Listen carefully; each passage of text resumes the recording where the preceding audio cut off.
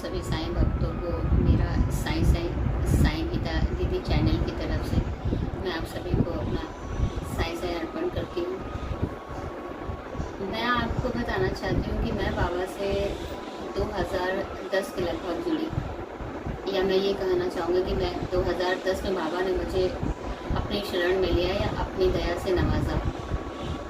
2010 में 15 अगस्त का दिन था और मैं मंदिर में बैठी पूजा कर रही थी। उससे पहले मैं आपको बताना चाहूँगी कि बाबा कैसे मेरी ज़िंदगी में आए।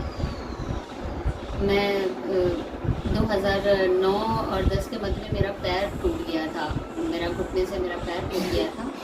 तो मैं नए घर में अपने शिफ्ट हुई थी। वो हमने अपना घर बनाया था, हम नए घर में शिफ्ट हुए और हम ग्राउंड फ्लोर पे रहते थे और मुझे फर्स्ट फ्लोर पे रहना था।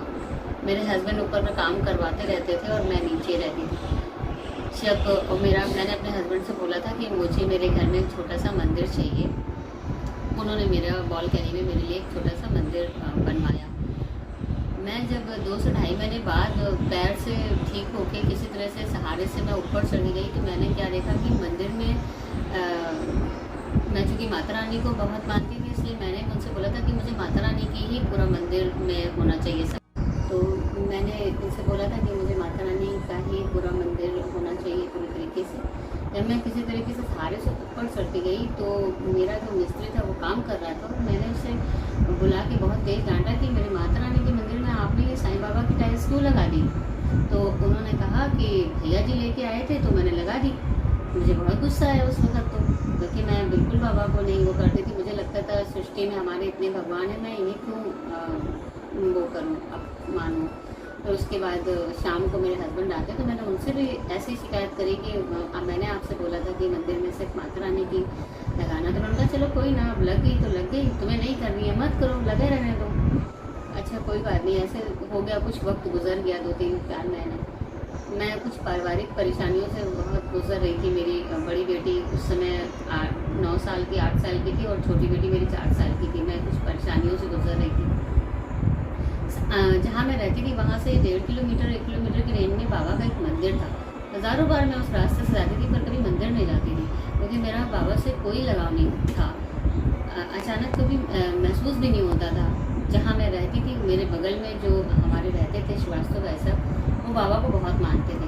बस एक चीज़ बहुत अच्छी लगती थी कि जब वो सुबह बाबा की आरती करते थे तो मैं सारे काम छोड़ के मैं सुबह 8 बजे लगभग 9 बजे उनके दरवाजे के पास कान लगा खड़ी हो जाती थी कि मुझे बाबा की आरती बहुत अच्छी लगती है।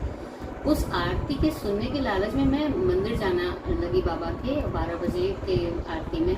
मुझे बहुत अच्छा लगता था। फिर मैं आपसे बताऊंगी क्या हुआ। जब मैं ऐसा हुआ, पति को मैंने ऐसे बोला, हम लोग ऊपर शिफ्ट हो गए। 15 अगस्त का दिन था और मैं पूजा कर रही थी। वही कोई 9 बज रहा था सुबह का और विष्णु सहस्त्र नाम गोपाल मंत्र में पढ़ रही थी और मुझे याद नहीं कि मैं वो कितनी देर तक पढ़ती रही। मैं अचेतन सी हो गई। मुझे लगा कि मैं सो गई थी कुछ वक्त के लिए। मैंने अपनी चेतना मेरी बिल्कुल जा चुकी थी और मैं सिर्फ बैठी हुई थी वहाँ पर। मुझे कुछ भी याद नहीं कि मैं उस अवस्था में कितनी देर रही। और मुझे ये सिर्फ इतना महसूस हुआ, इतना मैंने बिल्कुल सजल अपनी खुली आंखों से देखा कि बाबा का जो टाइल्स था वो बहुत नर्म हो गया और उसमें से एक छोटा बच्चा जो बिना वस्त्र का था और दौड़ते हुए मेरी तरफ आया और कहने लगा माँ। इतना कह के वो मेरी गोदी में बैठ गया। तो बाबा बहुत तेज़ी से हंसे और मुस्कुराए। मैं उतनी में मेरी चेतना लौट आई और मैं घबरा के मेरे हाथ से माला छोड़ दी और मैं दूर जाके खड़ी हो गई डर के। अब डर के मैं पूरा काँप रही थी बहुत तेज़ी से। मैंने घर में जाके अपनी बेटी से पूछा कि मैं कितनी देर से पूजा कर रही थी। तो उसने कहा मैं बहुत देर से पूजा कर रही थी। मैं बहुत परेशान हो गई, मेरा मन बहुत विचलित हो गया। मैं बार बार उस टाइल्स के पास जाती मंदिर में और छू के देखती, लेकिन कुछ महसूस नहीं होता। अच्छा उस दिन थोड़ा सा मेरे हस्बैंड के फ्रेंड थे, उनके लिए बड़ी बैड न्यूज़ आई थी, तो मैं थोड़ा विचलित भी थी। मेरा मन नहीं लग रहा था क्योंकि ये जो वाक़या था मुझे बड़ा अजीब लग रहा था। मेरा मन नहीं लग रहा था। मैंने सोचा मुझे थोड़ी देर कहीं चले जाना चाहिए। कोई 12-1 बज रहा था। मैंने सोचा मैं अपनी मम्मी के यहाँ चली जाती हूँ। मेरे मम्मी का घर वहीं से थोड़ा पास में था, 2-2.5-3 किलोमीटर पर मैं चली गई। वहाँ भी मुझे अच्छा नहीं लग रहा था, बिल्कुल दिल नहीं लग रहा था मेरा वहाँ बैठने में। मुझे अचानक एक दीदी की याद आई जो मेरे से 10-12 साल सीनियर थी और मैं उनके यहाँ बहुत सालों से नहीं गई थी। मैंने सोचा कि मेरा मन नहीं लग रहा है, मैं उनके पास जाती हूँ। मैं वहाँ पहुँच गई। अभी मैं उनके पास थोड़ी देर बैठी थी, मेरा मन वहाँ भी नहीं लग रहा। मैंने कहा मैं घर जाऊँगी। जैसे मैं घर के लिए उठने लगी, उन्होंने मुझे रोका। उन्होंने कहा अंजू, ये साईं व्रत कथा की बुक है, ये तुम ले जाओगी? क्योंकि किसी और की थी, वो आई नहीं लेने, और 2 महीने से रखी हुई है, तुम ले लो। मुझे बहुत अजीब लगा और अंदर से बहुत खुशी भी हो रही थी और आश्चर्य भी हो रहा था। मेरे अंदर आंसू बहुत छलक रहे थे, पर मैंने खुद को संयम रखा और वो किताब ली। और मैं जैसे उनके दरवाजे से बाहर निकली, मन में एक ऐसा लगा कि आज मैं अपने मैं आज बाबा को घर लेके जाऊंगी। क्योंकि 15 अगस्त का दिन था, मार्केट सारी बंद हो रखी थी। फिर भी मैं जब बाहर मार्केट में आई तो मैंने देखा एक दुकान खुली थी जो कॉफी की थी, मेकअप प्लेट्स वगैरह और थोड़ा सा होम डेकोरेशन का सामान था। मैं वहाँ गई, मुझे लगा यहाँ नहीं मिलेगा। लेकिन जैसे ही मैंने उस दुकान के दरवाजे पे पैर रखा, मुझे सामने ही बाबा जी की एक छोटी मूर्ति दिखी।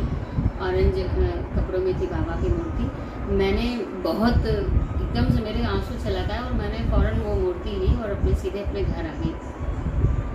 मैं घर आती हूँ किताब और मूर्ति लेके, सबसे पहले मैं उनको ससम्मान उस मंदिर में रखती हूँ। वो दिन जो था मेरी ज़िंदगी का, मुझे नहीं पता कि बाबा ने क्या किया, पर मुझे ऐसा लगा कि मैं विरक्त हो, मैं हर चीज़ से बहुत विरक्त हो गई। मुझे कुछ अच्छा नहीं लग रहा था। जब मैं पूजा करने बैठी थी तो अनायास ही मुझे लगता था कि मैं धीरे धीरे बाबा की तरफ ही आकर्षित होती चली जा रही थी। मैं किसी और धीरे धीरे मैंने चीज़ों को मेरी ज़िंदगी से कुछ चीज़ें निकलती जा रही थी, छूटती जा रही थी। मैं बाबा को ही मतलब इतना मेरे अंदर उनके लिए प्यार होने लगा था। मैं ये कहूँगी कि ये कोई चमत्कार नहीं था बाबा का। हाँ, ये मैं ज़रूर कहूँगी कि उनकी मुझ पर दया बन रही थी। और जैसे साईं चरित्र में लिखा है कि बाबा अपने भक्तों को खुद चुनते हैं, शायद उन्होंने मुझ पर दया करके मुझे अपने लिए चुन लिया था। मैं धीरे धीरे उनकी तरफ बढ़ने लगी, मुझे उनसे प्यार होने लगा, या मैं कहूँ मुझे उनसे इश्क मोहब्बत सी होने लगी। धीरे धीरे मैं बहुत प्यार करने लगी। फिर मैंने मेरी नीचे किराएदार, उसी समय मेरी एक नीचे नई किराएदार आई थी, नई लड़की थी, उसकी शादी हुई थी नई, तो वो मेरे से घुलने मिलने लगी 15-20 दिनों में। तो मेरे पास आके कहने लगी, भाभी आप बहुत परेशान रहते हो, तो कभी साईं मंदिर जाया करो। तो मैंने कहा हाँ मैं जाती हूँ कभी कभी। तो उसने मुझसे कहा क्या साईं चरित्र पढ़ोगे? आपको जब वो पढ़ोगे तो आपको बहुत अच्छा लगेगा और आपको बड़ी शांति फील होगी। तो मैंने कहा हाँ मैं बिल्कुल पढ़ूँगी। वो मेरा पहला साईं चरित्र का वो था कि मैं पहली बार मैंने साईं चरित्र पढ़ी थी। और यकीन माने आप लोग कि मैंने जब वो साईं चरित्र पढ़ना शुरू की तो मुझे दिल ने कहा कि बंद नहीं करनी है, मुझे निरंतर उसे पढ़ते जाना है। और मैं निरंतर पढ़ती गई। मैं रोती रहती थी, मुझे समझ में नहीं आता था कि मैं क्यों रो रही हूँ, मेरे आंसू निकलते रहते थे। और साईं चरित्र में पूरा मैंने जब ख़त्म किया तो मैंने अपने हस्बैंड से बोला कि हम लोग शिरडी चलें। मैं डरते डरते उनसे ये बात मैंने बोली कि हम लोग शिरडी चलें। तो उन्होंने कहा शिरडी में क्या है? तो मैंने कहा बाबा का मंदिर है और कहते हैं बाबा बहुत दयालु हैं। तो ये मेरे हस्बैंड अचानक बेड से उठे और कपड़े पहनने लगे। तो मैंने कहा कहाँ जा रहे हो? तो कह रहे चलो तुम भी तैयार हो जाओ, रिजर्वेशन करा के आते हैं। मैंने सोचा है ऐसे कैसे हो गया अचानक? फिर हम दोनों रिजर्वेशन कराने के लिए फ़ौरन आए मार्केट। ट्यूसडे का दिन था, चूँकि मार्केट हमारे यहाँ ट्यूसडे को बंद रहती है। मुझे लगा अरे क्या हुआ, अब तो मार्केट बंद है, फिर कैसे? अचानक एक शॉप खुली थी, वो LIC एजेंट की थी और वो रिजर्वेशन भी करते थे भाई साहब। हम वहाँ पे गए, उन्होंने देखा हमें पुष्पक का चाहिए था और हमने कहा जितनी जल्दी हो सके। उन्होंने कहा 15 दिन बाद की टिकट आपको मिल रही है, आप आने जाने दोनों की कंफर्म टिकट मिल रही है, आप ले लो। हमने फ़ौरन ले लिया। मंदिर वहीं से 10 कदम दूरी पे था बाबा का। हम गए, बाबा को नमन किए और उनको धन्यवाद दिए कि आपने हमें वहाँ बुलाने के लिए आपने हमारा कंफर्म टिकट किया। आपको बहुत बहुत साईं धन्यवाद। इतना कह के मैं घर आ जाती हूँ और मैं खुशी खुशी तैयारी करती हूँ अपने जाने की। दोनों बेटियों को कपड़े पे सब तैयार करके हम शिरडी जाते हैं। वो मेरा पहला था शिरडी जाने का। वो साल गुजर गया, बाबा के दर्शन वहाँ भी मुझे हुए, पर मैं थोड़ी सी नासमझी में समझ नहीं पाई कि बाबा साक्षात मेरे सामने थे और मैं समझ नहीं पाई।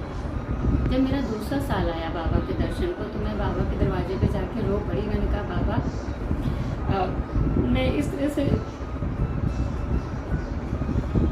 बाबा मैं आपके दरवाजे पे आ रही हूँ और आपको पता है कि मैं क्यों आ रही हूँ, क्योंकि मैं फैमिली प्रॉब्लम्स में बहुत थी। बाबा मेरे सब जानते थे उस वक्त। मैं अपने बाबा से हर बात शेयर करने लगी थी, हर दुख तकलीफ बताती थी। मेरी छोटी बेटी उस समय लगभग 3.5 से 4 साल की थी। मुझे ऐसा लगता था कि मेरे घर भी एक बेटा हो और मैं दोनों बेटियों का एक भाई हो। तो जब मैं शिरडी गई इस बार, तो मैंने उनसे कहा कि मैं काकड़ आरती करूँगी बाबा। पूरी रात में 11 बजे लाइन में लग के मैं सुबह काकड़ आरती करूँ, और बाबा से मैंने मांगा। उसके बाद जब मैं वहाँ से लौट के आती हूँ, 28 जून का दिन था और मेरी डेट आने को थी, पर मैंने बाबा से कहा था बाबा इस बार मैं खाली हाथ नहीं लौट के जाऊँगी आपके दरवाजे से। और तो फिर जैसे ही मेरी डेट्स आई, उस दिन गुरु पूर्णिमा का दिन था और मैं मंदिर गई। मैंने बाबा से कहा बाबा मुझे मंदिर आना है, रात का प्रसाद भी चखना है, मैंने आपके कीर्तन भी सुनने हैं, और मुझे आप जो है, मैं कुछ नहीं जानती, आपको मेरे पर दया करनी पड़ेगी। इत्तेफाक था, ये बाबा की बहुत बड़ी दया थी मेरे पर कि उस दिन मेरे साथ कुछ भी नहीं हुआ। मैंने मंदिर भी गई, मैंने प्रसाद भी चखा, मैंने साईं संध्या भी सुनी पूरी रात 11 बजे तक बैठ के। जब ख़त्म हो गई मैं घर आई। फिर दूसरे दिन मैंने डॉक्टर के पास जाके अपना चेकअप करवाया। मेरे लिए बहुत खुशी की बात थी, बाबा की दया मुझ पर हो गई थी कि मेरी रिपोर्ट पॉजिटिव आई थी।